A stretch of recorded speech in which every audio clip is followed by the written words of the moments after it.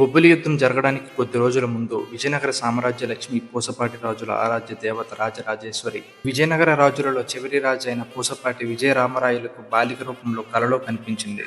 త్వరలోనే జరగనున్న యుద్ధంలో మీ సామ్రాజ్యం అంతా వేరే రాజ్యంలో కలవబోతుందని హెచ్చరించింది.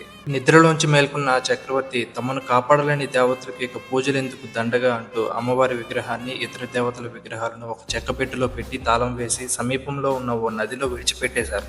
ఆ పెట్టె నదిలో కొట్టుకుని పోయి వచ్చవలస సమీపంలో మైలుపల్లి వంశస్థులైన కొందరు మత్స్యకారుల వలలో చిక్కింది. ఆ జాలారులు పెట్టెను తెరిచే ప్రయత్నం చేశారు. అంతలో వారికి, నేను ఓ శక్తిని, నన్ను కొలుస్తాము అంటేనే పెట్టె మూత తెరవండి, లేదంటే అలానే సముద్రంలో కలిపేయండి అని ఓ చిన్న బాలిక స్వరం వినిపించింది. ఆ మాట విన్న జాలార్లు, అమ్మా మాకే జీవనం కష్టంగా ఉంది, ఇక నిన్ను ఎలా కొలవాలో చెప్పమ్మా అని కోరగా, ముందు నన్ను తీసుకెళ్లి మీ ఇంట్లో పెట్టండి, నన్ను సందర్శించేందుకు భక్తులే ఇక్కడికి వస్తారు, ప్రతి ఏడాది ఆ సంఖ్య పెరుగుతుండేలా చేస్తాను, నన్ను నమ్మితే చాలు ఏదైనా చేస్తా అని అభయమిచ్చిందా అమ్మ. దాంతో ఆ జాలారులు ఆ మూర్తులను ఇప్పటికీ 7 తరాల కిందట ఉన్న ఓ పురింట్లో పెట్టి పూజించడం ప్రారంభించారు.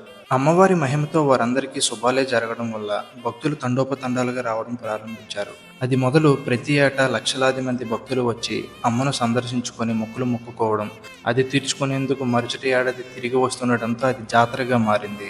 నేనైతే ప్రతి సంవత్సరం ఈ జాతరకి వెళ్తా. మీలో ఎంతమంది ఈ జాతరకి వెళ్తారో కింద కామెంట్ చేయండి. మన శ్రీకాకుళం గురించి ఇలాంటి మరిన్ని విషయాలు తెలుసుకోవాలి అంటే మీరు కూడా నా ప్రయాణంలో ఉండాలి మరి.